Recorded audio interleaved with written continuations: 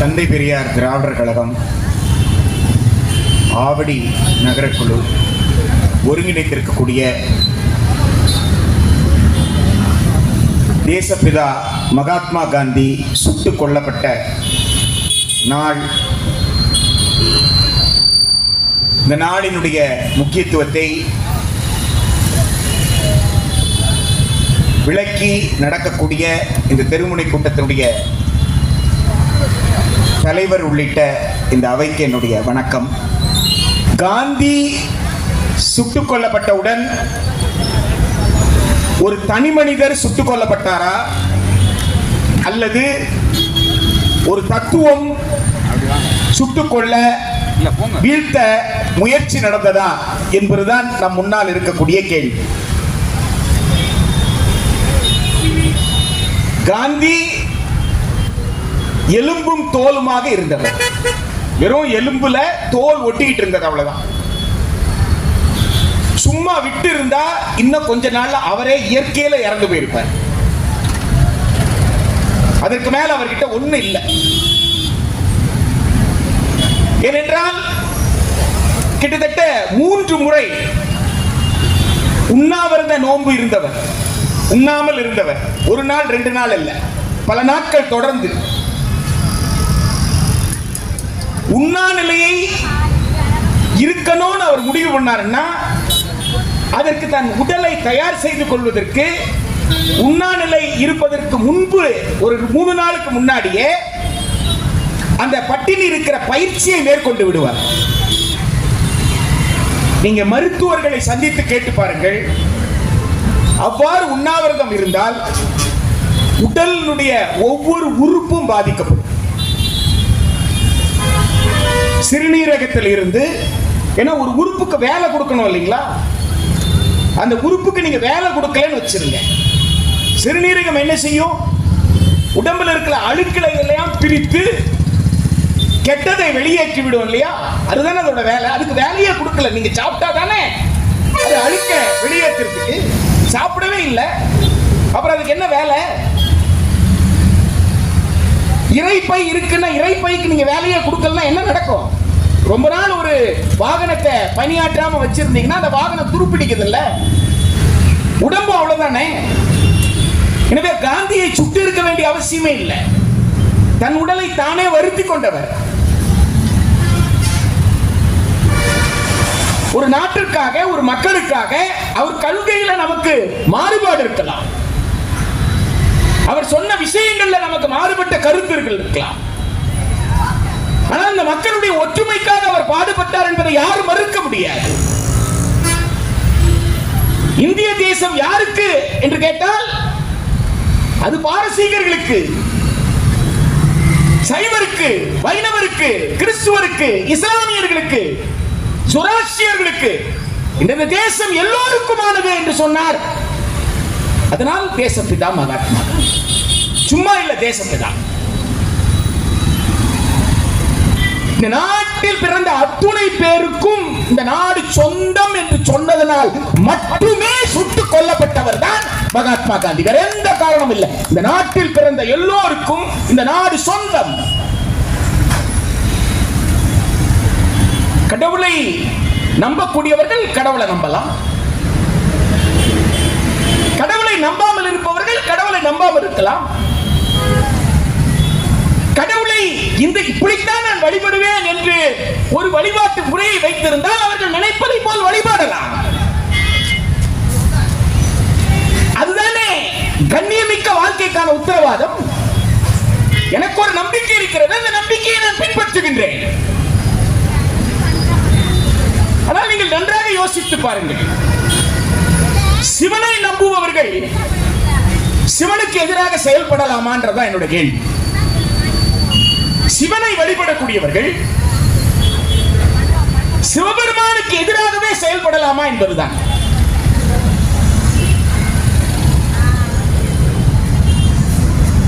கோவில்ல சிலைக்கு பக்கத்தில் நின்னுட்டு கடவுளுக்கு 6 கால பூஜை பண்ணுவாங்க. 6 கால பூஜை சமஸ்கிருத மொழியில நடக்கும். 6 கால பூஜை நடக்கும்.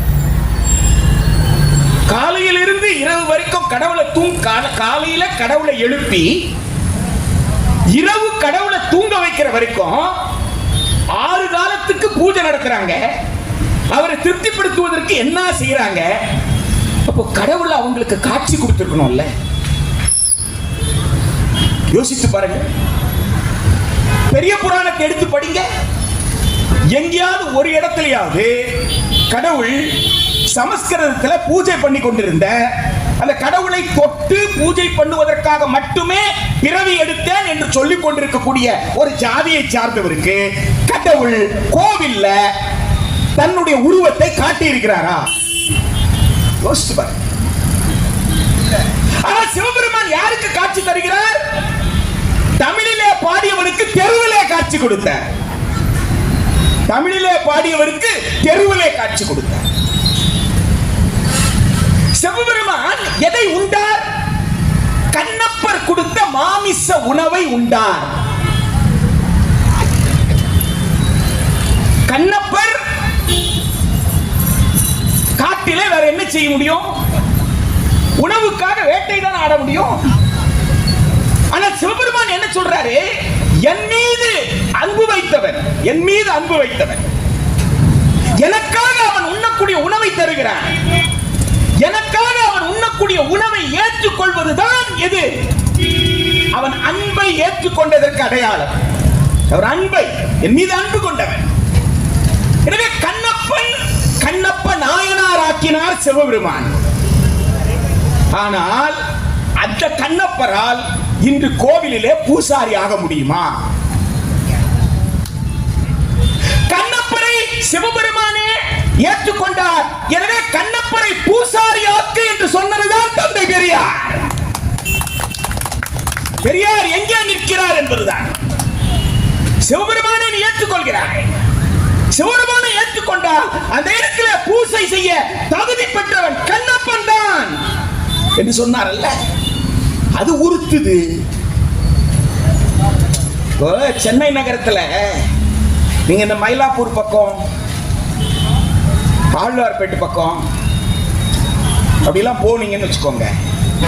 அங்க சில இடங்கள்ல தெருக்கள்ல பாத்தீங்கன்னா பேர் இருக்கும். அந்த பேருக்கு முன்னாடி பாத்தீங்கன்னா சீமான்னு இருக்கும், சீமாட்டின்னு இருக்கும். கொஞ்சம் போய் பார்த்துட்டு வாங்க. இந்த சீமான்னு சொன்னா என்னவோ தன்னை தான் ரொம்ப பெரிய ஆளு நினைப்பு. இந்த சீமான் சீமாட்டிகளை ஒழித்த பெருமை தந்தை பெரியாருக்கு. மனுஷன்டா, எல்லாரும் மனுஷன்டா, அது என்னடா நீ மட்டும் சீமானு அப்படின்னு சீமான் சீமாட்டிகளை ஒழித்த பெருமை தந்தை பெரியாருக்கு உண்டு என்பதுதான் இன்றைக்கும் தான் மட்டுமே மக்கள் எல்லாம் வீதியில போராடும் பொழுது தன் தொண்டர்களுக்கு உருட்டுக்கட்டை கொடுத்து நிக்க வச்சுட்டு உள்ள உட்கார்ந்து பிரியாணி சாப்பிடுற சீமான்களாக வாழக்கூடிய கேவலம் தமிழ்நாட்டில் இருக்குன்னு சொன்னா அது தந்தை பெரியார் என்கின்ற அந்த நெருப்பு இருக்குல்ல, அந்த நெருப்பிடம் நெருங்க முடியல. அப்ப நெருப்பை அணைக்க துடிக்கிறார்கள். தந்தை பெரியார் என்ற நெருப்பு என்றுமே அணையாது. அது பூகம்பம். அது சாதாரண நெருப்பு அல்ல, அது பூகம்பம். உங்களுக்கு இந்த எர்த்குவேக் வருதே, வால்கனோன்னு சொல்லுவாங்களே, அந்த வால்கனோல ரெண்டு வால்கனோ உண்டு.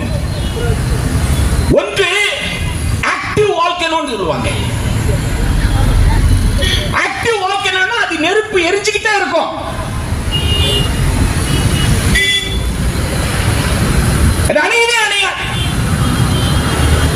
பெரியார் என்பது ஒரு ஆக்டிவ் வால்கனோ. எனவே அந்த ஆக்டிவ் வால்கனோவை யாரு எதை செய்து அணைக்கணும் நினைத்தாலும் அது அணைக்க முடியாது என்பது அவர்களுக்கும் தெரியும். சும்மா போற போக்குல அப்படி ஒரு வார்த்தை அப்படி போட்டு போறது. இதுக்கு என்ன செய்யறாங்கன்னு பார்த்துடலாம். போட்டு போ. நண்பர்களே, நாம் ஒன்றை நன்றாக புரிந்து கொள்ளணும். 2 விஷயம் ஏக காலத்தில் நடக்கு. 2 விஷயம் ஏக காலத்தில் நடக்கு. ஒண்ணு, நாடாளுமன்றத்தில் ஒருத்தர் கொக்கரிக்கிறார். நாடாளுமன்றத்துக்குள்ள நின்னுக்கிட்டு ஒருத்தர் கொக்கரிக்கிறார். இன்னொருத்தர் தெருவில் பண்ணிட்டு கொக்கரிக்கிறேன். ஆனா ரெண்டு பேரும் ஒரே மாதிரி பேசுறாங்க, ஒரே விஷயத்தை பேசுறாங்க. அதை நம்ம கவனிக்கணும். அதற்கும் காந்தி சுட்டுக் கொல்லப்பட்டதற்கும் என்ன தொடர்புன்றதை நம்ம பார்க்கணும். அதனாலதான் அதை நாம் காந்தி சுட்டுக் கொல்லப்பட்ட நாள்ல பேச வேண்டிய அவசியம் அது. இப்ப நாடாளுமன்றத்துக்குள்ள கொக்கரிச்சாரு. அவர் என்ன செய்யறாருன்னு கேட்டா, என்ன நீங்க அம்பேத்கர் அம்பேத்கர் அம்பேத்கர் அம்பேத்கர்ன்றீங்க, அதுக்கு பதிலா கடவுள் பேரை சொன்னா கூட உங்களுக்கு என்ன கிடைக்கும்? வாழும் இந்த பூமியை சொர்க்கமாக்கணும்னு நினைக்கிறவங்கடா நான், இல்லையா? வாழும் இந்த பூமி சொர்க்கம் என்று நினைப்பவர்கள், வாழும் இந்த பூமியில சகோதர பாசத்துடன் எல்லோரோடும் எங்கள் உணவை பகிர்ந்து சாப்பிடுவதுதான் எங்களுக்கு சொர்க்கம். அதுதான் மகிழ்ச்சி. அது கூழா கனியா என்பதல்ல எங்களுக்கு பிரச்சனை. அது கூழாக இருந்தாலும் கனியாக இருந்தாலும் ஒன்றாக உட்கார்ந்து சாப்பிட்டா வாழும் பூமியே எங்களுக்கு சொர்க்கம். ஆனா இவர் என்ன சொல்றாரு? என்ன நீங்க அம்பேத்கர் அம்பேத்கர் அம்பேத்கர்ன்றீங்க. அப்போ அது ஏதோ ஒரு உள்துறை அமைச்சர் வாயில இருந்து ஏதோ எரிச்சல்ல வந்ததா? உள்துறை அமைச்சரை ராஜினாமா செய்யும் சொல்றமே, அது என்ன அவர் வாயில இருந்து தப்பி தவறி தெரியாம வந்துருச்சு அவருக்கு? அப்படியெல்லாம் ஒண்ணு கிடையாது. நாக்பூரை தலைமையிடமாக கொண்ட RSS சிந்திக்காத ஒன்றை ஒருவர் சிந்தித்து ஒருத்தர் செயல்படுத்திட்டா ஒரு நிமிஷம் பாஜக ஒன்றிய அமைச்சரா இருக்க முடியுமான்னு சொல்லுங்க. அப்படின்னா RSS சொல்லணும். அப்படி சொன்னதற்கும் எங்களுக்கும் சம்பந்தம் இல்லை. RSS கருத்துக்கு எதிராக அம்பேத்கரை அவர் இழிவுபடுத்தி சொல்லணும்ல, ஏன் சொல்லல? அது RSS எதை பேச வைக்கிறதோ, எதை செய் என்று சொல்கிறதோ, அதை இந்த நாட்டினுடைய உள்துறை அமைச்சராக இருக்கக்கூடிய திரு அமித்ஷா நாடாளுமன்றத்தில் பேசியிருக்கிறார். இங்க ஒருத்தர் என்ன சொல்றாரு? தந்தை பெரியார் தான் நடத்தின எல்லா கூட்டத்திற்கும் தமிழ்நாட்டில் ஒரு வரலாறு உண்டு. அதுக்கு முன்னாடி யோசிச்சு பாருங்க. தந்தை பெரியார் தான் நடத்திய பெரும்பகுதி மாநாட்டு முக்கிய நிகழ்வுகள்ல தலைமை யாரு? பெண் தான் தலைமை. ஒரு பெண் தான் தலைவராக இருந்தார். கள்ளுக்கடை மறியல் இந்தியா முழுக்க நடந்தது. ஆனா தமிழ்நாட்டில் அந்த மறியலை முடிவுக்கு கொண்டு வர முடியல. மகாத்மா காந்தி கிட்ட கொண்டு போயிட்டு முறையிடுறாங்க. எல்லா இடத்திலும் முடிவுக்கு வந்துருச்சு, தமிழ்நாட்டில் அது முடிவுக்கு வரலன்ட்டு. அந்த இடத்துல மகாத்மா காந்தி சொல்றாரு, அந்த போராட்டம் என் கையில் இல்ல, அந்த போராட்டம் 2 பெண்களிடம் இருக்கிறது என்று சொல்கிறார்.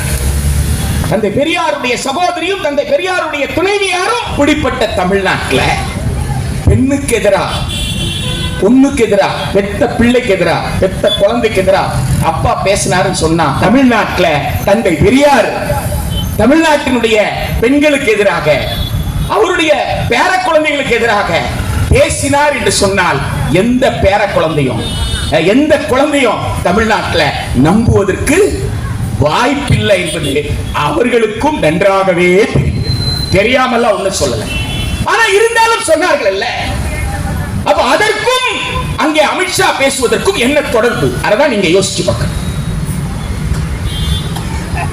அமித்ஷா அவர்கள் நாடாளுமன்றத்தில் பேசின சில வாரங்களில் என்ன நடக்கு, சில வாரங்களில் என்ன நடக்கு? ஜனவரி மாதம் 6ஆம் தேதி பல்கலைக்கழக மானிய குழுவினுடைய வரைவு விதிகள் வெளியிடப்படுது. ஜனவரி 6, 2025. அதற்கு முன்பாக 2024 இளநிலை பட்டம், முதுகலை பட்டம் சேரக்கூடிய மாணவர்கள், படிக்கின்ற மாணவர்கள், அவருடைய தகுதிகளை பற்றிய ஒரு வரைவு விதிகள் வெளியிடப்படுகிறது. இந்த 2 வரைவு விதிகளுக்கும் அங்கே நாடாளுமன்றத்திலும் இங்கே தமிழ்நாட்டிலும் அங்கே அம்பேத்கர் அம்பேத்கர் அம்பேத்கர் என்று ஒருத்தர் சொன்னதுக்கும் இங்க பெரியாரை ஒருத்தர் பேசுறதுக்கும் என்ன நெருங்கிய தொடர்பு? யோசிச்சு பாருங்க. நம்ம எல்லாம் டாக்டர் கிட்ட போவோம் இல்லைங்களா? ஒருத்தருக்கு நம்ம வீட்டுல யாராவது பெரியவங்களுக்கு உடம்பு சரியில்லைன்னா உயிரை எப்படியாவது காப்பாற்றி கொடுத்துருங்க அப்படின்னு சொல்லி டாக்டர் கிட்ட கேட்போம். தனியார் ஆஸ்பத்திரி கொண்டு போயிட்டு உயிரை எப்படியாவது காப்பாற்றி கொடுத்துருங்கன்னா என்ன நடக்கும்? கொண்டு போய் பணத்தை கட்டிடுங்கன்னு வாங்க. கொண்டு போய் பணத்தை கட்டிடுவோம். உடனே பேஷண்ட நோயாளி எங்க கூட்டு போயிருவாங்க? ஐசிசி குள்ள கூட்டு போயிருவாங்க. உடனே டாக்டர்கள் நர்ஸுகள் எல்லாரும் வேகமா இப்படி போறது அப்படி போறது எல்லாம் நடக்கும். நோயாளிக்கு கொடுக்க வேண்டிய சிகிச்சையை கொடுத்து முடித்துவிட்டு டாக்டர் வெளியில வருவாங்க.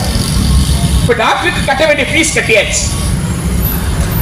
இப்ப டாக்டர் கிட்ட ஐயா எப்படியா இருக்கிறாரு அப்படின்னு கேட்டா என்ன சொல்லுவாரு? கொஞ்சம் நல்லா யோசிச்சு பாருங்க. எப்படி சொல்லுவாரு? ஐயா, என் கடமையைத்தான் நான் செய்திருக்கிறேன், மற்றதெல்லாம் பகவான் பார்த்துப்பாரு. மற்றதெல்லாம் யார் பார்த்துப்பாங்க? பகவான் பார்த்துப்பார். ஆக அந்த சிகிச்சையின் பலன் கிடைக்கிறதும் பலன் கிடைக்காததும் டாக்டர் பெற்ற பணத்துக்கு சம்பந்தம் கிடையாது. சரியா? அந்த சிகிச்சைக்கு பலன் கொடுத்தாலும் டாக்டருக்கு பாராட்டக்கூடாது. யாருக்கு பாராட்டு தெரிவிக்கணும்? கடவுளுக்கு பாராட்டு. அந்த சிகிச்சைக்கு பலன் இல்லைன்னா யாரை கண்டிக்கணும்? கடவுளை கண்டிக்கணும். நம்ம தான் கடவுளை கண்டிக்க மாட்டோம்ல, அவன் செஞ்ச பாவம்ட்டு போயிடுவோம்ல. இப்ப இந்த நோயாளி இறந்து போயிட்டார். வீட்டில் இருந்த கடைசி ரூபாய் வரைக்கும் எல்லாத்தையும் மருத்துவமனையில் கட்டியாச்சு. மேற்கொண்டு கட்டிய பிறகுதான் பிணத்தை கொடுப்பேன்னு மருத்துவமனை சொல்லுது. மேற்கொண்டு கட்டாதான் பிணத்தை கொடுப்பேன்னு சொல்லுது. ஆனா இப்ப யாரு சீன்லயே வரமாட்டாங்க? இந்த டாக்டர் சீன்லயே வரமாட்டார். இப்ப யாருக்கும் பிரச்சனை? ஆமா, துட்டு கட்ட இருக்கும். கடவுளுக்கு பிரச்சனை. கடவுளாயா துட்டு கட்ட சொன்னாரு? யோசிச்சு பாருங்க. கடவுள் துட்டு கட்ட சொல்லலையே. கடவுள் என்ன பாவம் பண்ணாருங்க? ஆனால் பணம் கட்டுற வரைக்கும் பணத்தை கட்டிக்குவாங்கன்னு சொன்ன அந்த மருத்துவர் அந்த இடத்துல இருந்து தப்பி விட்டார். அந்த இடத்துல யார் மாற்றது? கடவுள் மாட்டிக்கொள்கிறார். இப்ப ஜனவரி 6க்கு வாங்க. ஜனவரி 6 இந்த வரைவு விதிகள். இங்க தமிழ்நாட்டு முதலமைச்சர் சாதாரணமா எடுத்துக்கூடாது. அந்த வரைவு கொள்கைக்கு எதிராக ஒரு தீர்மானத்தை முன்மொழிந்தாங்க. அந்த தீர்மானத்தை முன்மொழியும் போதே ஒரு பயன் எதிலிருந்து ஆரம்பிக்கிறார் கொஞ்சம் யோசிச்சு பாருங்க. புரட்சி கவிஞர் பாவேந்தர் பாரதிதாசனுடைய வரியோர்க்கெல்லாம் கல்வியின் வாடை வரவிடவில்லை மத குருக்களின் மேடை நறுக்க தொலைந்தன நாட்பட்ட பீடை நாடெல்லாம் பாய்ந்தது கல்வி நீரோடை என்ற இந்த 4 வைர வரிகளோடு மாண்புமிகு தமிழ்நாடு முதலமைச்சர் அவர்கள் அந்த தீர்மானத்தை முன்மொழிகிறார். இந்த பல்கலைக்கழக மானியக் குழு தன்னுடைய வரைவு விதிகளை திரும்ப பெற வேண்டும் என்கிறார். இந்த 4 வரிக்குள்ளதான் அது ஒட்டுமொத்த ஆவணமும் இருக்கிறது. அந்த 4 வரிகளுக்குள்ளதான் அங்கே நாடாளுமன்றத்தில் கொக்கரித்தவரும் இங்கே தெருவிலே கொக்கரிக்கிறவருக்கும் ஒரு மிகப்பெரிய சூழ்ச்சி இருக்கு என்பது இந்த 4 வரிக்குள்ளதான் எல்லாமே இருக்கு. காரணம் என்ன? 19ஆம் நூற்றாண்டுல மகாத்மா ஜோதிராவ் பூலேவும் அன்னை சாவித்திரிபாய் பூலேவும் நடத்திய மகத்தான போராட்டம்.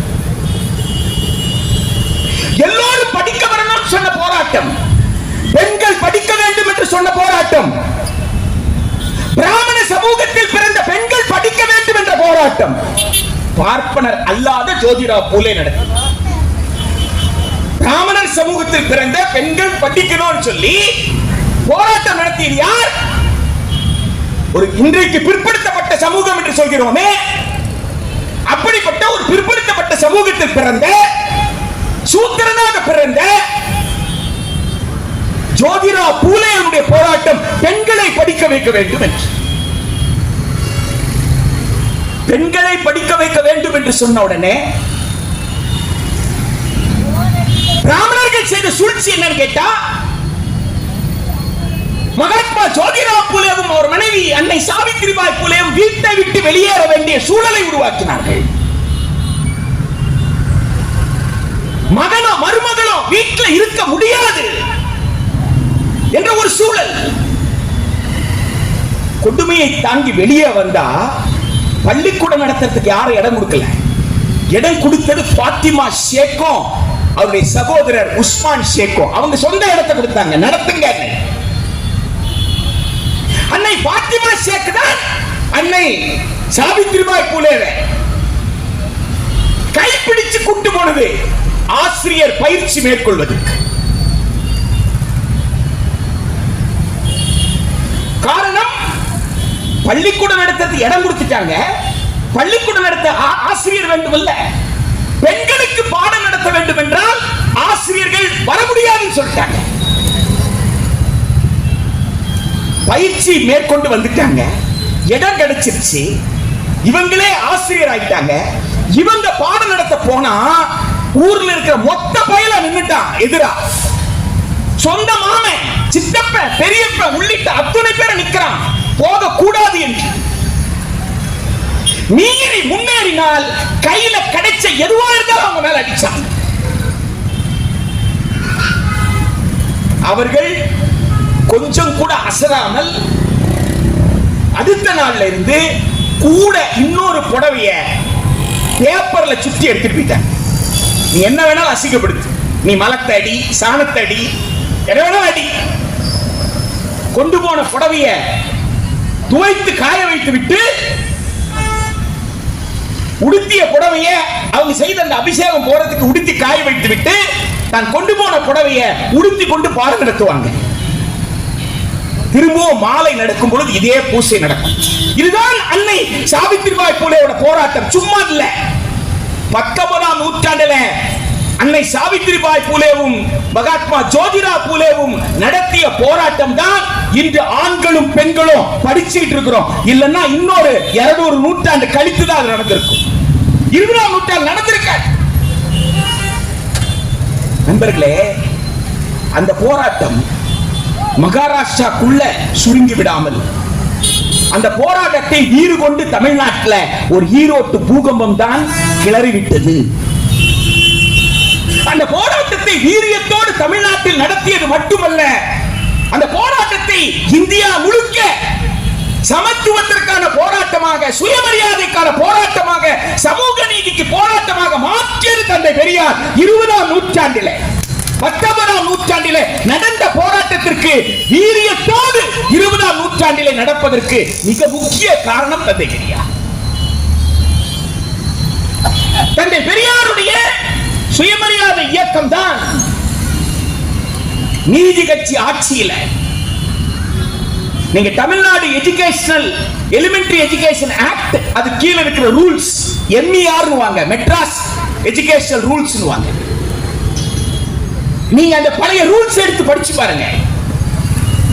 அந்த பழைய ரூல்ஸ்ல இருக்கும் 5ஆம் வகுப்பு வரை தமிழ் மொழி மட்டுமே பயிற்று மொழி, 6ஆவதுக்கு பிறகு ஆங்கிலம் ஒரு விருப்ப மொழி, வேணும்னா படிச்சுக்கலாம்.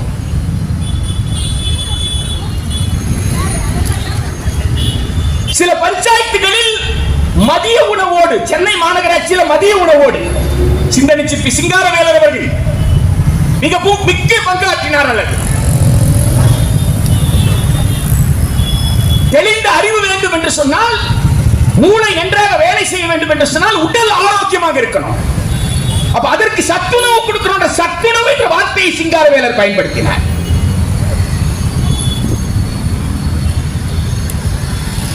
அதன் தொடர்ச்சி தான் தந்தை பெரியார் எதை சிந்தித்தாரோ வாய்ப்பு கிடைத்தவுடன் அதை செய்து காட்டினார் கர்ம வீரர் காமராஜர். முதலிஜர் ராஜாஜி காங்கிரஸ்காரர் தானே. காங்கிரஸ் அமைச்சரவையில் தலைமையேற்ற காங்கிரஸ் அமைச்சரவையினுடைய முதலமைச்சர் தானே முதலிஜர் ராஜாஜி. முதலிஜர் ராஜாஜி பணமில்லை என்று பள்ளிக்கூடத்தை மூடிய போது பாதி நாள் பள்ளிக்கூடம், மீதி நாள் வேலையை கத்துக்கோ என்று சொல்லும் பொழுது, என் புள்ள வேலையை கத்துக்கணும், எதடா கத்துப்பான், அப்ப மேல எதா கத்துப்பான்னு சொன்னா அதற்கு பேர் குலக்கல்வி இல்லாம வேற என்னடா ஒரு கேள்வி எழுப்பினாரு. வீதிக்கு இறங்கினாரு. தந்தை பெரியாருடைய போராட்டம் தான் மூதறிஞரை ராஜினாமா செய்ய வைத்தது. மூதறிஞர் ராஜாஜி ராஜினாமா செய்தவுடன் அந்த இடத்துல கர்ம வீரர் காமராஜர் வர்றாரு. யோசித்து பாருங்க, 6 மாசத்துக்கு முன்னாடி துட்டு இல்லைன்னு சொல்லி பள்ளிக்கூடத்தை மூடுறாங்க. பணம் இல்லைன்னு சொல்லி அரைநாள் பள்ளிக்கூடம் மீதி நாள் போய் வேலை செய்யும் சொல்றாங்க. ஆனால் 6 மாதத்திற்குள் கர்ம வீரர் காமராஜருக்கு எங்க இருந்து துட்டு வந்தது? மூணு அத்தனை பள்ளிக்கூடத்தையும் திறந்தாரு. அரைநாள் பள்ளிக்கூடத்தை எல்லாம் முழுநாள் பள்ளிக்கூடமா மாத்தினார். அதோடு நிற்காமல் 3 கிலோமீட்டருக்கு ஒரு தொடக்க பள்ளி, 5 கிலோமீட்டருக்கு ஒரு உயர்நிலை பள்ளி. அதோடு நிற்காமல் 6 மருத்துவ கல்லூரிகள் அவர் காலத்தில் உருவாக்கப்பட்டது. கர்ம வீரர் காமராஜர் காலத்தில் 6 மாதத்திற்கு முன்னாடி மூதறிஞர் ராஜாஜி பணமே இல்ல தொடக்க பள்ளியை நடத்த முடியாதுன்னு சொன்னா 6 மாசத்துக்குள்ள கர்ம வீரர் காமராஜர் எப்படி முடிந்தது? தந்தை பெரியார் சிந்தித்தார், கர்ம வீரர் காமராஜர் நிறைவேற்றி காட்டினார். அது தமிழ்நாடு. காமராஜர் அணைகள் கட்டினார், காமராஜர் தொழிற்சாலைகள் கட்டினார். கிண்டி தொழிற்சாலை யாருது? அம்பத்தூர் தொழிற்சாலை யாருது? ஆனால் காமராஜருக்கு பெயர் நின்றது எதுல? கல்வி கண்டந்த காமராஜர், 1000 செய்த கர்ம வீரர். ஆனால் நீங்காத புகழ் எங்கே இருந்து கிடைச்சதுன்னா கல்வி கண்டந்த காமராஜர். காமராஜர் வெறும் பள்ளிக்கூடம் திறந்துட்டு போகல, சமூக அரசியல், சோசியல் பாலிடிக்ஸ்ல மிக முக்கியமான ஒரு அரசியலை செய்தார். எல்லோருக்கும் மதிய உணவு என்று சொன்னார், எல்லோருக்கும் சீருடைன்னு சொன்னார். சீருடையை விட ஒரு சிறந்த சமூக அரசியலை வேற எங்கேயும் நீங்க பார்க்க முடியாது. பிள்ளைங்க பள்ளிக்கூடத்துக்கு வந்துருச்சு. அப்பெல்லாம் என்ன ட்ரெஸ்? காக்கி, அரக்கால் சட்டை, வெள்ளை சட்டை. பெண்களா இருந்தா பச்சை பாவாடை, பச்சை சட்டை. இப்ப சொல்லுடா யாரு வன்னிய குலை சத்திரியர்? இப்ப சொல்லுடா யாரு முதலையார்?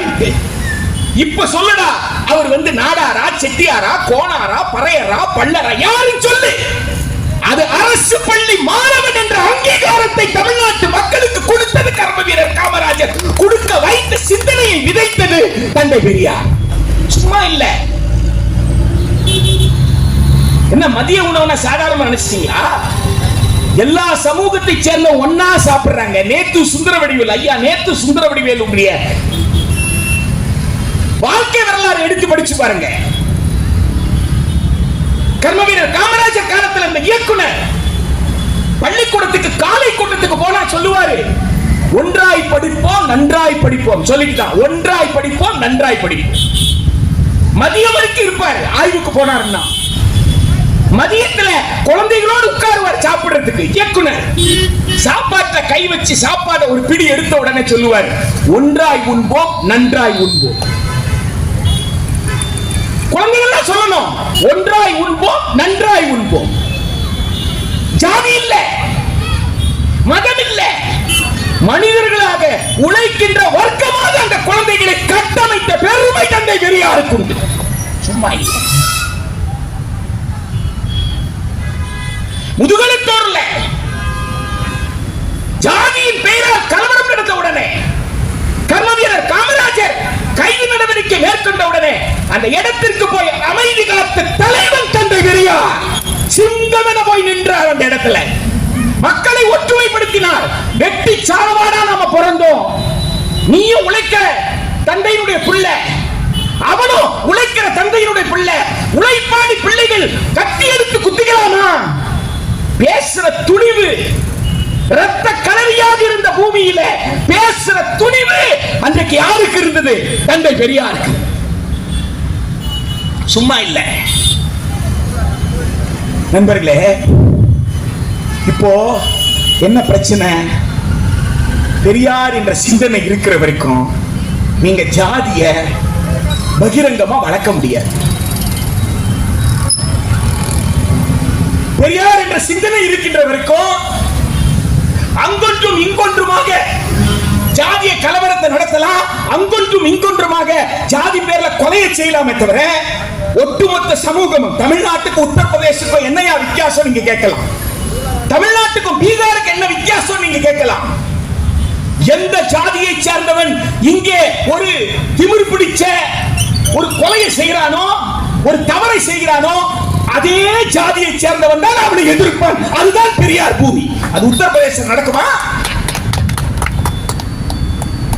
ஹத்ரஸ்ல யார் எதிர்த்தாங்க? ஆனா தமிழ்நாட்டில் அது விழுப்புரம் ஆகட்டும், ராமநாதபுரம் ஆகட்டும், புதுக்கோட்டை ஆகட்டும், எதுவாகட்டும், எந்த ஜாதிக்கார வன்முறை செய்கிறானோ அதே ஜாதியில் பிறந்தவன் போய் தன் சொந்த ஜாதிக்காரனை பார்த்து டேய் நீ செய்யறது தப்புடான்னு சொல்றானா சொல்லலையா? வேற மாநிலத்தில் நடக்குதா? நடக்கலையே.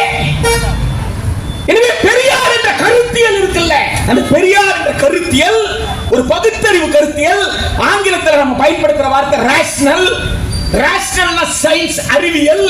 எனவே அந்த அறிவியல் வேலை செய்யும் வரை மூட நம்பிக்கைக்கு இடம் கிடையாது. இதுதான் உண்மை.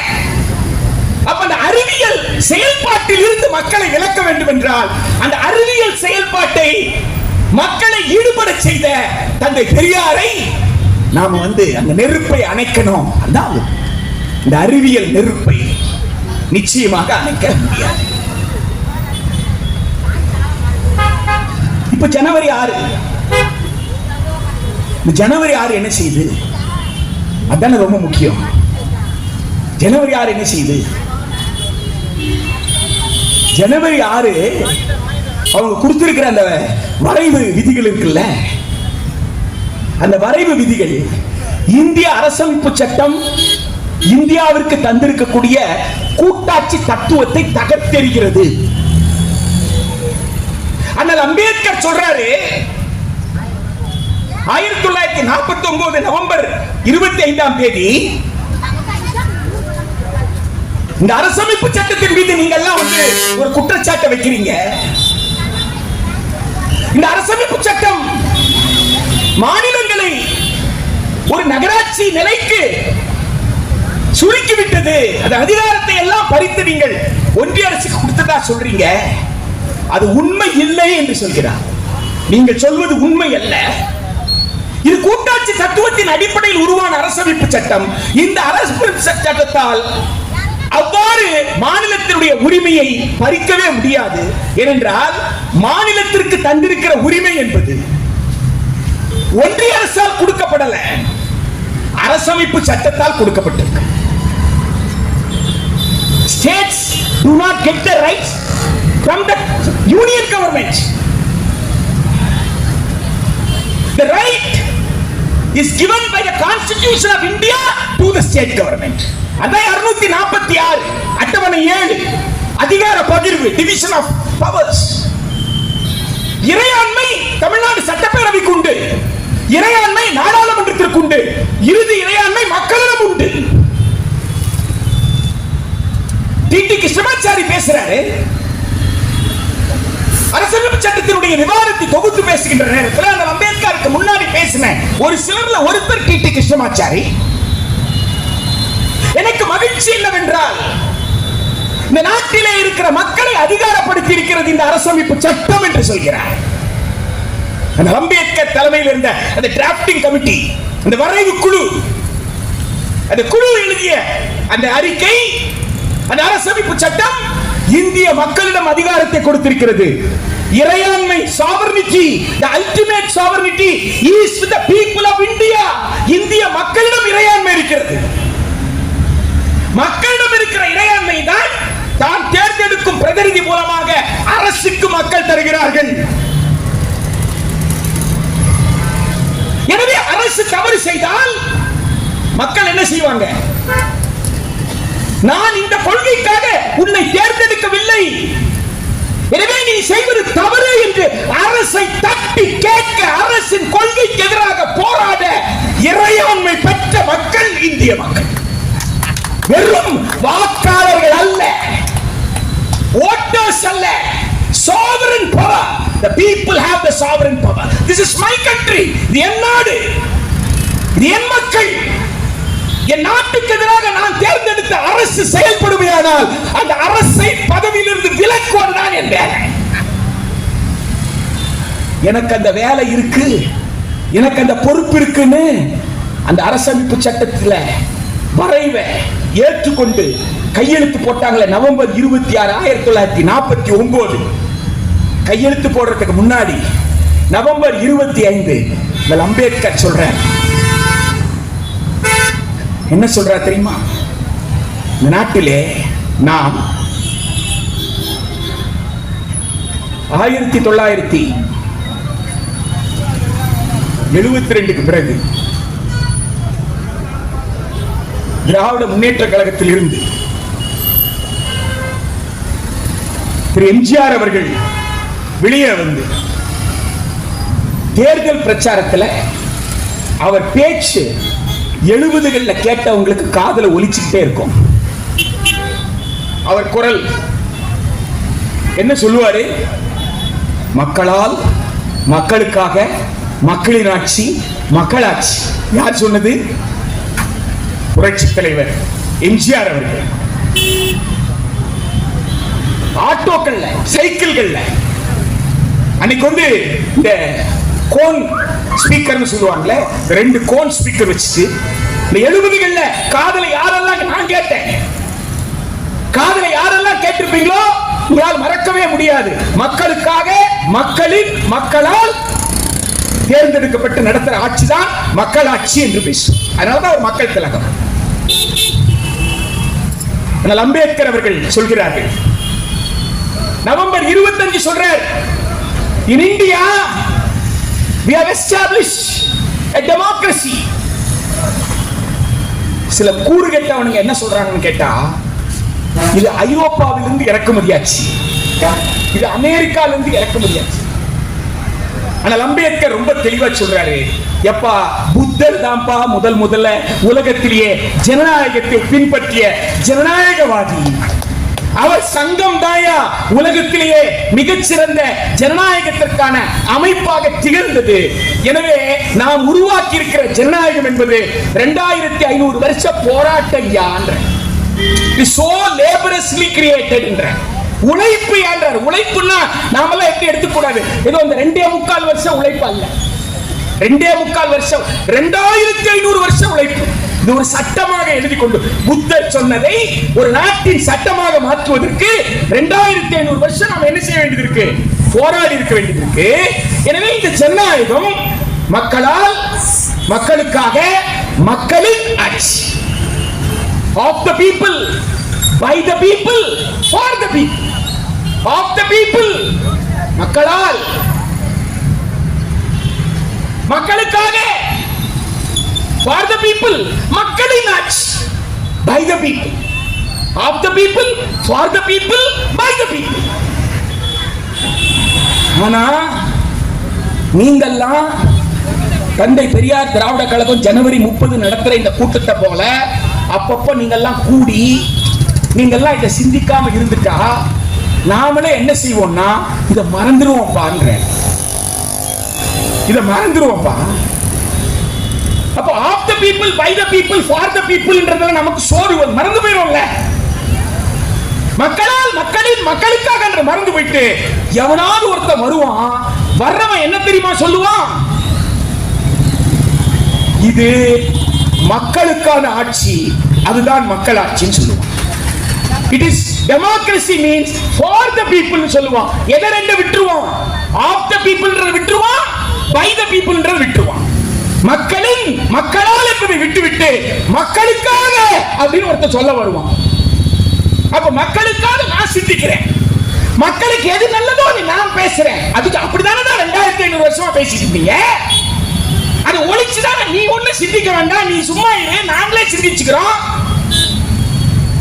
எனவே மக்களால், மக்களின், மக்களுக்காக என்பதை மாற்றி மக்களுக்காக என்று மட்டும் யாராவது ஒருவர் பேச முற்படுவார்கள்.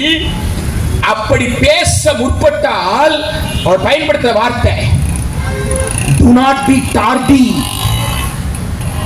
சோம்பி இருந்துராதீங்க, அயர்வா இருந்துராதீங்க. அந்த நொடியே அவர்களை ஆட்சி கட்டிலிருந்து இறக்கும் போராட்டத்தை நடத்துங்கள் என்று சொல்கிறார். இப்ப புரியுதா ஏன் ஒருத்தர் நாடாளுமன்றத்தில் ஏன் அம்பேத்கர் அம்பேத்கர் அம்பேத்கர்னு சொல்லிட்டு இருக்கிறீங்க? அதுக்கு பதிலா என்ன செய்யுங்க? கடவுள்னு சொல்லுங்க, உங்களுக்கு புண்ணியமால் கிடைக்கும்னு சொல்றாருல்ல. நீ அம்பேத்கர் அம்பேத்கர் அம்பேத்கர் சொல்லும் பொழுது அம்பேத்கர் என்பது வெறும் சொல் அல்ல, அம்பேத்கர் என்பது அரண், பாதுகாப்பு. அம்பேத்கர் என்ற அரண் என் கையில் ஒரு ஆயுதத்தை கொடுத்திருக்கு. அந்த ஆயுதம் தான் அரசமைப்பு சட்டம். எனவே நான் அரசமைப்பு சட்டத்தை மறந்து நான் கடவுளை நம்ப தொடங்கினால் எனக்கு ஏன் பள்ளிக்கூடம் இல்லைன்னா யார் பொறுப்பு? பள்ளிக்கூடத்தை கொடுக்காத கவர்மெண்ட் பொறுப்பு இல்ல, பள்ளிக்கூடத்தை கொடுக்காத கடவுள் பொறுப்பு. டாக்டர் கைவிரிச்சு போனார்ல, எல்லாம் கடவுள் சேர்ந்து போனார்ல, அந்த மாதிரி கல்வி அமைச்சர் என்ன செய்வாரு? எல்லாம் கடவுள் செயல். கும்பமேளாக்கு போங்க, 140 கோடியில வெறும் 8 கோடி தான் போயிருக்கீங்க. இன்னும் 132 கோடியும் போயிடுங்க. கடவுள் என்ன கொடுத்துருவாரு? பள்ளிக்கூடத்தை கொடுத்துருவாரு. ஆக நீ பள்ளிக்கூடம் உனக்கு இல்லைன்னா அதுக்கு பொறுப்பு யார் கிடையாது? அரசு கிடையாது. அதுக்கு பொறுப்பு யாரு? கடவுள். காரணம் நீ கும்பமேளாக்கு போல, வெறும் 8 கோடி தானே போயிருக்கிற. அப்ப 8 கோடிக்கு தான் 140 கோடியில் எவ்வளவு பேர் போயிருக்கிறாங்க? அப்ப பெரும்பான்மை என்னன்னு பாத்துக்கோங்க. அப்ப பெரும்பான்மை மக்களுக்கு என்ன கிடையாது? படிப்பு கிடையாது. கடவுள் வினைய விதைச்சு அறுக்கிற சொல்லிட்டு போயிடலாம்ல.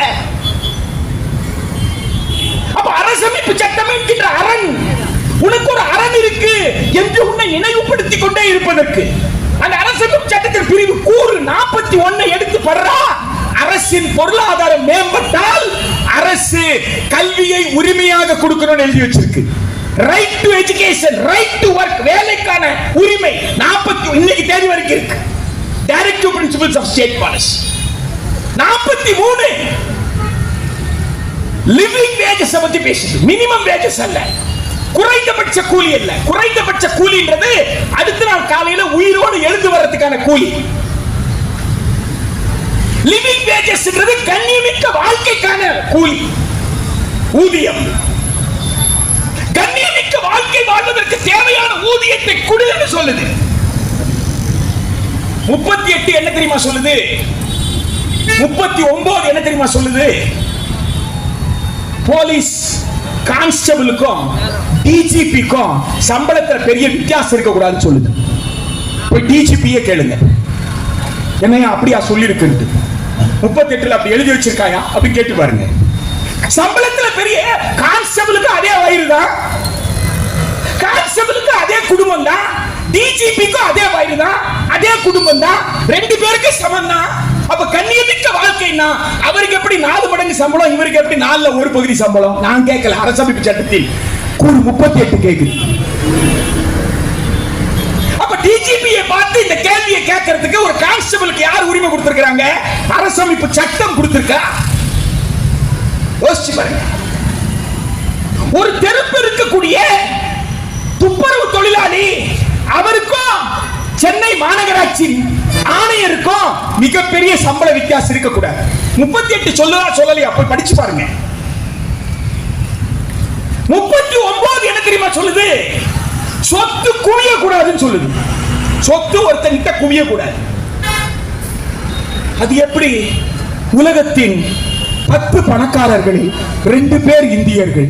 அப்ப அரசமைப்பு சட்டத்துக்கு எதிரானது இல்லையா? பெருமையாது. உலக பணக்காரர்கள் 2 பேர் இந்தியர்களா இருக்கிறாங்கன்னா அது அரசமைப்பு சட்டத்திற்கு எதிராக நான் நடந்து கொண்டிருக்கிறேன் அர்த்தம். இந்த அரசு நடந்திருக்குன்னு அர்த்தம். இதெல்லாம் எப்போ மக்கள் கேட்பாங்க? இதெல்லாம் எப்ப கேட்பாங்க? அரசமைப்பு சட்டத்தை எனக்கு அரண்னு பார்க்கும் பொழுது. அரசமைப்பு சட்டம் தான் உனக்கு அரண் என்று யார் ஞாபகப்படுத்துவது? பாபா சாஹிப் அம்பேத்கர் ஞாபகப்படுத்துறார். அது அவர்களுக்கு வயிற்றெரிச்சல். எனவே தமிழ்நாட்டில் பெரியார் ஒரு அரண், இந்தியாவில் ஆனால் அம்பேத்கர் ஒரு அரண். இந்த 2 அரணை ஒழிப்பதற்கு ஏக காலத்தை முயற்சி செய்யணும். இந்த ஜனவரி 6 பத்தி பேசவே இல்லைல்ல. இதெல்லாம் புரிஞ்சிருச்சுன்னா ஜனவரி 6 தானா புரிஞ்சிடும். ஜனவரி 6 இருக்குல்ல, வரலாற்றில் பதியப்பட வேண்டியது. நம்ம போலீஸ் சப் இன்ஸ்பெக்டர் இருக்கார்ல, அவர் பாக்கெட்ல என்ன இருக்கும்? துப்பாக்கி இருக்குல்ல, சப் இன்ஸ்பெக்டருக்கு இருக்குல்ல, சப் இன்ஸ்பெக்டருக்கு இருக்குல்ல, இன்ஸ்பெக்டருக்கு தானே. ஆனா சுட முடியுமா? சுட முடியாது இல்ல. சுடணும்னா யார் உத்தரவு கொடுக்கணும்? எக்ஸிகியூட்டிவ் மேஜிஸ்ட்ரேட் யாரோ, அது கலெக்டரோ அல்லது யார் எந்த ரேங்க்ல இருக்காங்களோ அந்த ரேங்க்ல இருக்கிற ஆபீசர் உத்தரவு கொடுத்தா தான் என்ன செய்ய முடியும். இல்லன்னா அது பாதுகாப்புக்கு தான். அவருக்கே அவர் உயிருக்கே ஆபத்து வருது அல்லது அவர் கூட போற காவலர்களுக்கு பாதிப்பு வருதுன்னா அப்பதான் பயன்படுத்துவாரே தவிர மற்றபடி மக்களை சுடுவதற்கு அவர் கையில என்ன கொடுக்கல. இப்போ போலீஸ்காரன் சப் இன்ஸ்பெக்டரோ இன்ஸ்பெக்டரோ தன் கையில துப்பாக்கி இருக்குன்ட்டு துப்பாக்கி எடுத்து வேண்டாம் பஸ் ஸ்டாண்ட்ல ஒழுங்கா நிக்க மாட்டேன் சுட்டுட்டு போனா எப்படி இருக்கும் யோசிச்சுக்கோ. ஒழுங்காவே நிக்க மாட்டேன்றான் sir. Public law and order பிரச்சனை சார். இவன் இப்படி நிக்கிறதுனால அந்த பஸ் மேல ஒருத்தர் 30 பேர் செத்துருப்பான் சார். நான் ஒருத்தர் தான் சுட்டேன் சொல்ல முடியுமா? சொல்ல முடியுமான்னு யோசிச்சு பாருங்க. இன்றைக்கு இருக்க சட்டத்தின் மூலமா சொல்ல முடியாதுல்ல. அந்த உரிமை கொடுக்கல. அதை போலதான் பல்கலைக்கழக மானிய குழுவிற்கு கொடுக்கப்படாத உரிமையை அதுவே ஏற்றுக்கொள்கிறது. உன்னிடம் எதற்காக துப்பாக்கி கொடுத்தாங்க? தவறு செய்பவனுக்கு ஒரு அச்சத்தை ஏற்படுத்துவதற்காக. தவறு செய்பவனுக்கு ஒரு அச்சத்தை ஏற்படுத்துவதற்காக. எல்லையை மீறினா துப்பாக்கி கூட பயன்படுத்துவாங்க என்ற ஒரு அச்சம் இருந்தால் தவறை சுட்டி டிட்டரன்ஸ். துப்பாக்கி கையில இருக்கின்றதால துப்பாக்கி எடுத்து சுற்ற முடியாது. இந்த குறைந்தபட்ச அறிவு கூட இல்லாத ஒரு அமைப்பு தான் இந்தியாவில் இருக்கிற பல்கலைக்கழகத்துக்கெல்லாம் தரத்தை தீர்மானித்து கொடுக்க போதும். இந்த இது 10ஆம் கிளாஸ் பையனுக்கு தெரியாதா? 12ஆம் கிளாஸ் பையனுக்கு தெரியாதா? ஒரு குறைந்தபட்ச உன்னுடைய அதிகார வரம்பு என்னன்னு கூட தெரியாத நீதான் இந்தியா முழுக்க இருக்கிற பல்கலைக்கழகத்திற்கு தரத்தை, நான் எப்படி வரலாறு படிக்கணும், நான் எப்படி புவியியல் படிக்கணும், நான் எப்படி அறிவியல் படிக்கணும், என்ன படிக்க நீ தான் சொல்ல போறியா? நீயே படிக்கலையே. அரசமைப்பு சட்டத்தில் கொடுத்திருக்கிற 41ல கொடுக்கப்பட்ட அந்த கடமையை ஒன்றிய அரசு இதுநாள் வரை நிறைவேற்றல. 75 வருஷமா நிறைவேற்றல. 41ல கொடுக்கப்பட்ட கல்வியை பரவலாக்கும் வேலையை யார் செய்ததுன்னு கேட்டா அந்தந்த மாநில அரசுகள் மட்டுமே செய்தது. தமிழ்நாட்டில் தமிழ்நாடு அரசு, கேரளத்தில் கேரள அரசு, குஜராத்தில் குஜராத் அரசு, பீகார்ல பீகார் அரசு, இப்படி இந்தியாவில் இருக்கிற அந்தந்த மாநில அரசுகள் தான் எல்லோருக்குமான பள்ளிகளை உருவாக்கினாங்க, எல்லோருக்குமான கல்லூரிகளை கட்டினாங்க, எல்லோருக்குமான பல்கலைக்கழகத்தை கட்டினாங்க. இதெல்லாம் அந்த மாநில மக்களுடைய தேவையை கருதி உருவாக்கப்பட்டது. தமிழ்நாட்டில் சிந்திச்சாங்க மாவட்டம் தோறும் மருத்துவமனை, மருத்துவ கல்லூரி. ஏன் அதை குஜராத்தில் சிந்திக்கல? ஏன் அதை உத்தரப்பிரதேச சிந்திக்கல? மாவட்டம் தோறும் ஒரு மருத்துவ கல்லூரி இலக்கை நோக்கி பயணிக்க முடிஞ்சதில்லை தமிழ்நாட்டில், மாநில மக்களுடைய தேவையை கருதி. ஆனால் இந்த பல்கலைக்கழக வரைவு விதி என்ன தெரியுமா சொல்லுது? நண்பர்களே, பேரன் பள்ளிக்கூடத்தில் படிச்சிட்டு இருக்கிறான்னா உங்க பேரனோட எதிர்காலத்தோடு திரு நரேந்திர மோடி விளையாடுறாருன்றதை புரிஞ்சுக்கோங்க. உங்க பேரனுக்கு பாதுகாப்பாக அந்த பெரியாரும் அம்பேத்கரும் இருக்கிறாங்கன்றதை புரிஞ்சுக்கோங்க. பேரனுக்கு பாதுகாப்பாக இருக்கக்கூடிய, பேத்திக்கு பாதுகாப்பாக இருக்கக்கூடிய அரசியல் சட்டத்தை நீங்கள் மறக்க வேண்டும் என்பதனால்தான் நீங்க ஏன் அம்பேத்கர் அம்பேத்கர் சொல்லிட்டு இருக்கீங்க. கடவுள்னு சொன்னா கூட புண்ணியம் கிடைக்குமே. சும்மா இல்ல, சும்மா யதார்த்தமான அந்த வார்த்தை வந்துடல, திட்டமிட்டு வந்த வார்த்தை. இந்த வரைவு விதிகள் 2024, 25 2 வரைவு விதிகள் இருக்கு. ரெண்டையும் சேர்த்து வச்சு பாருங்க. 12ஆம் கிளாஸ் முடிச்சதுக்கு அப்புறம் BA தமிழ் படிக்கணும்னா கூட, BA ஹிஸ்டரி படிக்கணும்னா கூட அகில இந்திய அளவுல ஒரு தேர்வை எழுதி அதுல பெற மதிப்பெண் அடிப்படையில் நீ எங்க போக முடியும்? பட்டப்படிப்பு சேர முடியும். பட்டப்படிப்பு சேர. சரி, அதையும் தாண்டி எப்படியோ முட்டி மோதி எவனோ போய் சேர்த்துட்டான்னு வச்சுக்கோங்க. சேர்ந்தவனுக்கு என்ன செக் வைக்கிறான் தெரியுமா? 3 வருஷம் BA கிடையாது, 3 வருஷம் BCom கிடையாது, 3 வருஷம் BSc கிடையாது. இது அத்துணைக்கும் பேரு 4 year undergraduate program. அதான் full program உடைய பேர். 4 ஆண்டு பட்டப்படிப்பு, அதோட முழு பேர். ஆனா என்ன சொல்றான்? முதல் வருஷத்துல எல்லா பேப்பரும் கிளியர் பண்ணாதான் 2வது வருஷம் போக முடியும். சரித்திரத்துல எங்கேயாவது உண்டா? கல்லூரி படிச்சவங்க நிறைய பேர் இங்க இருப்பாங்க. ஃபர்ஸ்ட் இயர் ஃபர்ஸ்ட் செமிஸ்டர்ல எல்லாரும் தடுமாறுவாங்க. திருமுல்லை வாயிலிருந்து ஒருத்தன் வருவான், திருமயிலையிலிருந்து ஒருத்தன் வருவான்,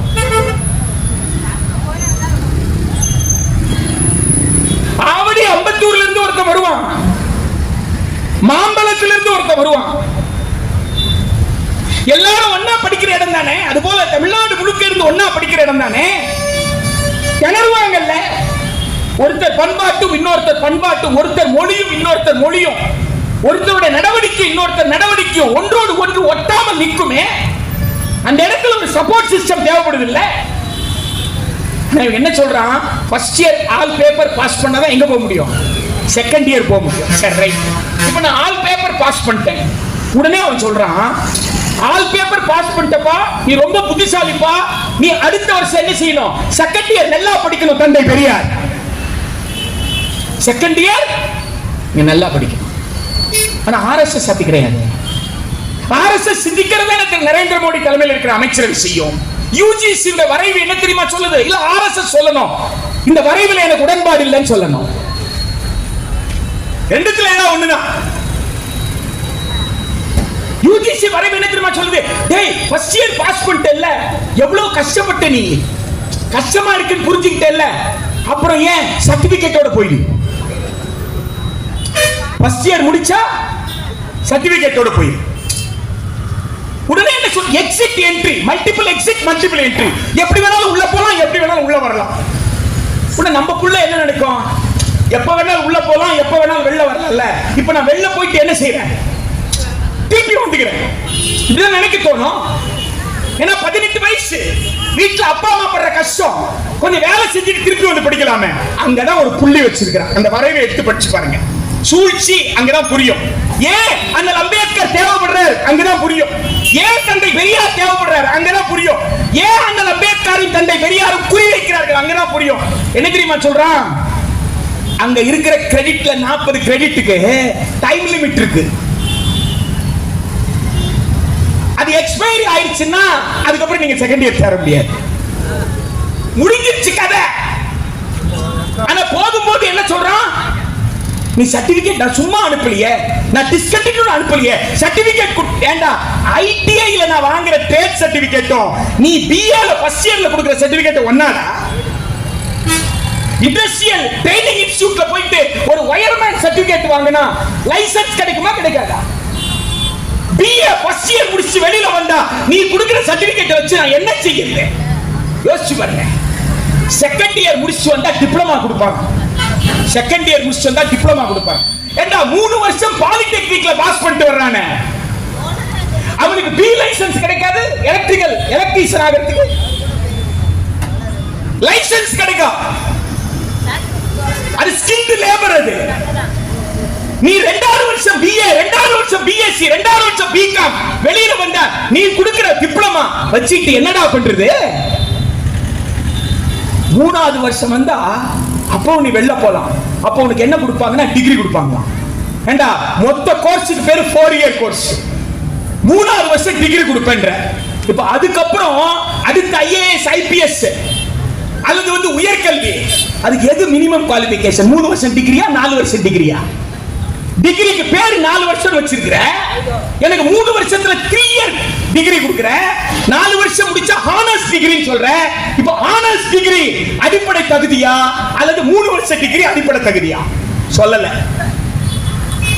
சரி 3 வருஷம் முடிச்சேன், நான் டிகிரி எல்லாம் எனக்கு வேண்டாம், நான் 4வது வருஷம் படிக்கிறேன், ஹானர்ஸ் வாங்கிக்கிறேன்னு சொன்னா, ஓ அப்படியா சமத்துவா? நீ என்ன செய்யற? 7.5 எடுத்திருக்கியான்னு பாரு.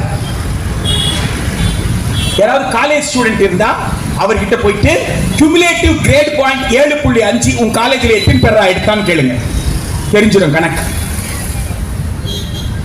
75%ங்க, 75% எடுத்தாதான் எங்க போக முடியும்? 3வது வருஷத்திலிருந்து 3வது வருஷம் பாஸ் பண்ணா கூட cumulative grade pointல 7.5 இல்லைன்னா நீ எங்க போக முடியாது? 4வது வருஷம் போகவே முடியாது. அப்ப இடையில என்ன சொல்றான்னா, வேலைக்கான திறன், நீ போய் வங்கியில போய் கிளார்க் வேலைக்கு உண்டான ட்ரைனிங் எடுத்துக்கோ. இன்சூரன்ஸ் கம்பெனில வேலைக்கு போய் பூக்கடை அம்மா இருக்கிறாங்க பாரு, அவங்க கிட்ட போய் பூ வியாபாரம் எப்படி செய்யறது கத்துக்கோ. பிகாம் போ, பூ மார்க்கெட்டுக்கு போ. நான் கேட்கிறேன், இந்த பூக்கடை அம்மாவை கேட்கிறேன், அவங்க புள்ள வந்து பூக்கடையில உட்கார்ந்தா விட்டுருவாங்களான்னு கேளுங்க. மீன் மார்க்கெட்ல கேட்டு பாருங்க, அந்த புள்ள ஒரு நாள் மீன் மார்க்கெட்டுக்குள்ள வந்தா அந்த அப்பாவோ அம்மாவோ விட்டுருவாங்களான்னு கேட்டு பாருங்க. கழனியில வேலை செய்யறாங்களே அவங்க கேட்டு பாருங்க, புள்ள கழனிக்கு வந்தா விட்டுருவாங்க. என்ன சொல்லுவாங்க? டேய் என்னோட கஷ்டம் போகட்டும், போடா போய் பர்றான்னு சொல்ல மாட்டாங்களா?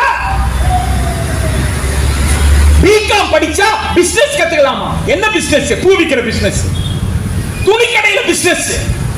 இதுக்கெல்லாம் கிரெடிட் உண்டா? கிரெடிட் உண்டா? மொத்தத்துல நான் பிசிக்ஸ்ல அண்டர் கிராஜுவேட் அப்படின்ற பெருமையோட நான் இயற்பியல முழுசா படிக்க போறதில்ல, வேதியியல முழுசா படிக்க போறதில்ல, வரலாறு முழுசா படிக்க போறதில்ல. அப்ப இவன் கொடுக்கிற சர்டிபிகேட்டோட வெளியில வந்தா நான் யாரு? அரை குறை திறன் கொண்ட கூலி தொழிலாளி.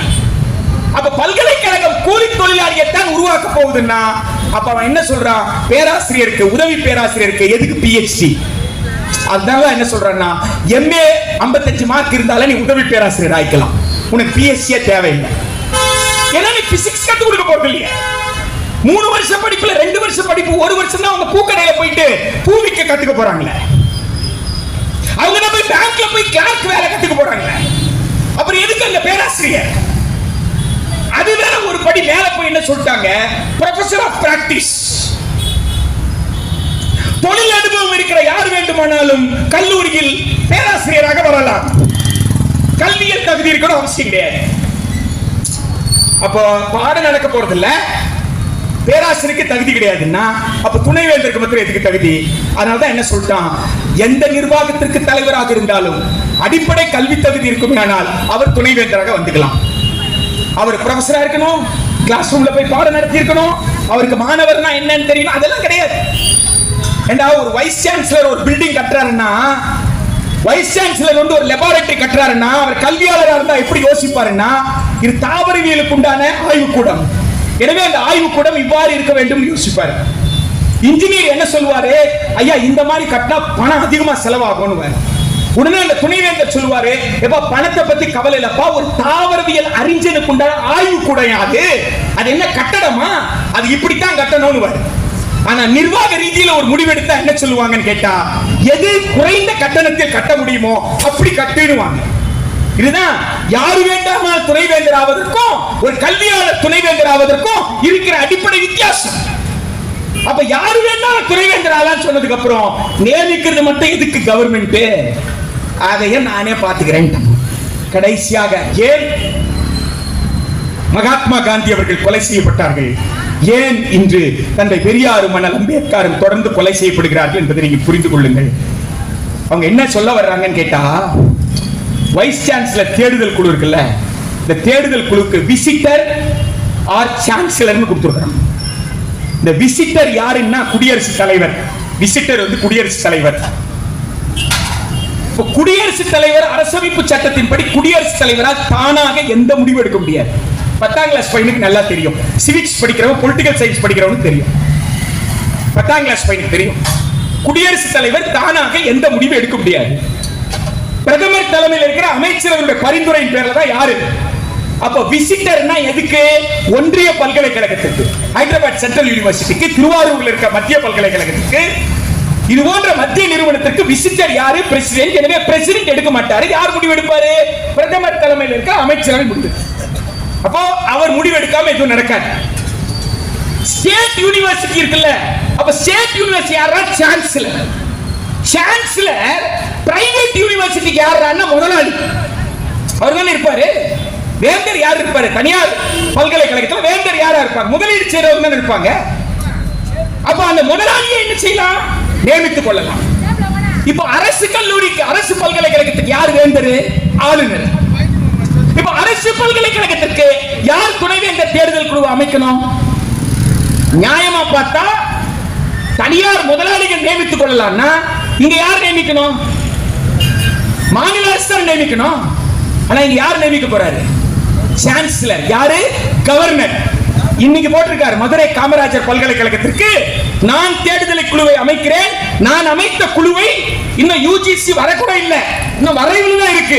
வரைவில் இருக்கும்போது அவர் கையில ஆயுதத்தை எடுத்துட்டார். நான் சொல்றதை நோட்டிஃபை பண்ணி டைரக்ட் பண்றேன்.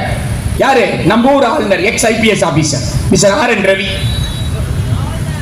புரியுதா? மொத்தத்துல தமிழ்நாட்டில் சமூக நீதியின் அடிப்படையில் கட்டமைக்கப்பட்டிருக்கிற பள்ளி கல்வி முதல் உயர்கல்வி வரை இருக்கிற கல்வி முறையை சந்தையிடம், வணிகத்திடம் ஒப்படைக்கிற மிக மோசமான வரைவு. இந்த வரைவு நடைமுறைக்கு வர வேண்டும் என்றால் அண்ணல் அம்பேத்கரும் தந்தை பெரியாரும் கொல்லப்பட வேண்டும். அதுதான் திரு அமித்ஷா, அதுதான் திரு சீமான், வேற எதுவும் கிடையாது. இங்க இருக்கிற கல்லூரிகள், இங்க இருக்கிற பல்கலைக்கழகங்கள் தனியார் வசம் போக வேண்டும் என்றால் அரசமைப்பு சட்டத்தை மறக்கணும், சமூக நீதியை மறுக்கணும். அந்த கருத்தியலை மறக்கலன்னா நீ என்ன செய்ய முடியாது? நீ தமிழ்நாட்டில் இருக்கிற பல்கலைக்கழகத்தை அழிக்க முடியாது. அதற்கு அண்ணல் அம்பேத்கரையும் தந்தை பெரியாரையும் வீழ்த்த முயற்சி செய்கிறார்கள்.